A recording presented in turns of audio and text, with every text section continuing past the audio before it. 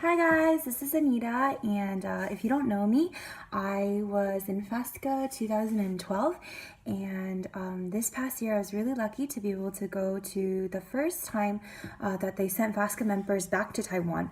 I was with 28 other people, so we had a team of 29 people that they sent to Taiwan. So it was really cool, and I learned a lot, and I saw a lot, and honestly, I didn't want to go because I in my schedule I only had 1 week open, and it was that 1 week of FASCA. And so I was like, I don't really want to go to Taiwan if I can only go for like 1 week. Like that's not really worth it to me. I still have to buy my own ticket. But as I went, like on the trip and looking back, I feel like honestly it was so worth it because I visit Taiwan like every year or so, so I see a lot of Taiwan. But as I went, they showed us so many different parts of Taiwan that I'd never seen before, and I felt like it was just seeing Taiwan from a different perspective. And yeah, I'll share with you a little bit more of like what we did and what the experience is like and different things like that. So when we got there, we were housed in this really nice hotel. It's across the street from MRT and an escape room. So if you want to go play an escape room, you can ask Cynthia or anybody else, or even me. You can message me and I'll give you the details. So so this is like a side note, but like as a team, we did actually go, like everybody. It wasn't organized by Taiwanese government or anything.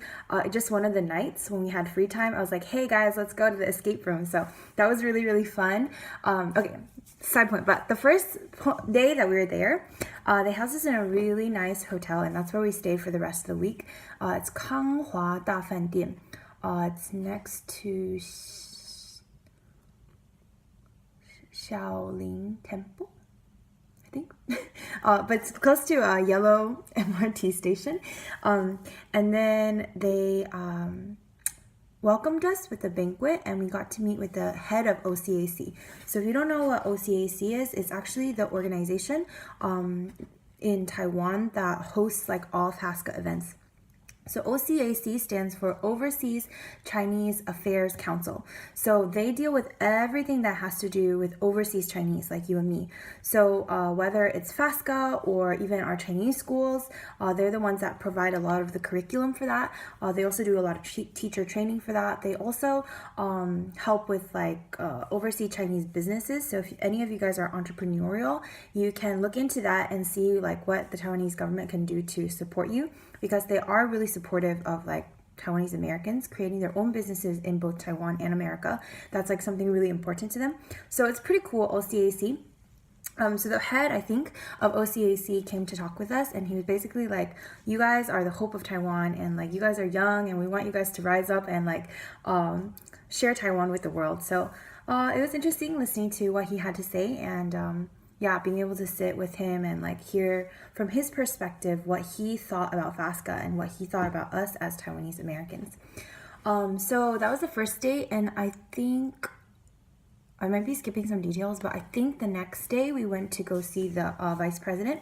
But before that, we had a couple of like lectures. So but like lectures are like really fun. So we had a lot of like people come and then talk to us about like team bonding, and they played games with us to like help us do team bonding. So if you guys have ever played the Spot It game, where you like have a circle and there's different pictures, and then you can like spot it. That's what they did. They gave everybody in the room, 29 people, one of those cards, and you would like compete to see who can get the most cards. Like if you spotted someone else's, then you can take their card. So that was really fun. They also showed us a movie of Wu Baochun. Wu Baochun is a famous Taiwanese baker that got an international title of like the best bread baker in the world, and he's from Taiwan, and so that was really inspiring. And then we went to meet the vice president, and when he came, he like shook everybody's hands as we got to share our name with him. So I'm not sure that he remembers it, but we got to take a picture with them, and that was pretty cool. After that, we had like different lectures as well, and had different people come talk to us, and we went to different places. So another place that we went to was like pretty much like the state. Okay, it's called 外交部. I think that's like the State Department in in like, that's the US equivalent, because it basically deal with all like foreign affairs for Taiwan. And so we had a really nice lady named Jeanette share with us about what Taiwan is doing overseas. And the best part was when she shared about the NGOs, so like the non-governmental organizations that Taiwanese government is supporting. So did you know that there's actually Chinese schools in Africa and where they teach the African people to speak Chinese?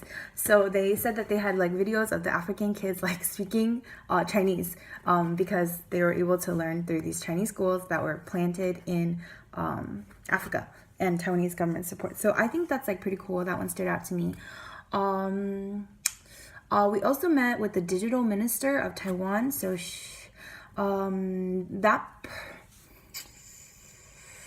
their job is basically to take care of all the digital affairs in Taiwan.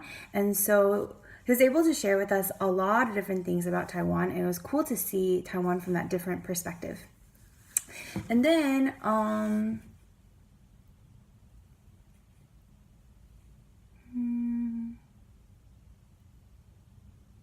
oh, the food was really, really good. Okay, like every meal was so amazing, like so luxurious, and like I had to really like watch my portion control because every meal they take you to like a restaurant and then they like feed you. And one time they took us to like a 士林夜市 restaurant, and basically what happened was it was like a restaurant setting and we all sat down to eat, but they brought like plates literally from the Siling night market of Siling night market food, and they brought it to our table, so we didn't have to go anywhere, but we got to eat like tofu and like珍珠奶茶and like these little mini sandwiches are so cute. 营养三明治 那个地瓜球 so yummy. So it was just really, really cool experience. They also took us to a 布袋戏, which was like those like traditional hand puppets. So it was really cool to see that too. And then they like taught us how to do it and everything. I know people have videos, but I'm not going to include them here. And then also my favorite day was when they took us to Yilan. So Yilan is like it's like a county about 1 hour away from Taiwan. Sorry, Taipei. And then it's like a little bit more rural, and there's a lot of Aboriginal Taiwanese that live there. So Aboriginal Taiwanese, I'm sure you guys know, but they're kind of like the Native Americans of America. They were there even before the Han people came to Taiwan. So they live usually in more rural areas and like little villages.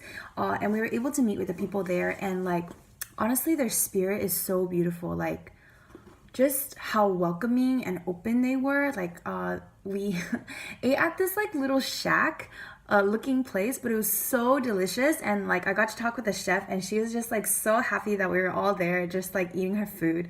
And like just it's so funny, she was like trying to Facebook live it, and I was like, dang girl, you have Facebook live in this like little rural shack. But yeah, she had it, and she was like Facebook living like us eating. So it was really cute. And then also like our tour guide, she was sharing with us about different parts about her village and like the issues that they face as a village, and how because they're Aboriginal, they usually get mistreated. So one example is like they had water coming from the mountains, and they live in the mountains, so like they have a direct source of water.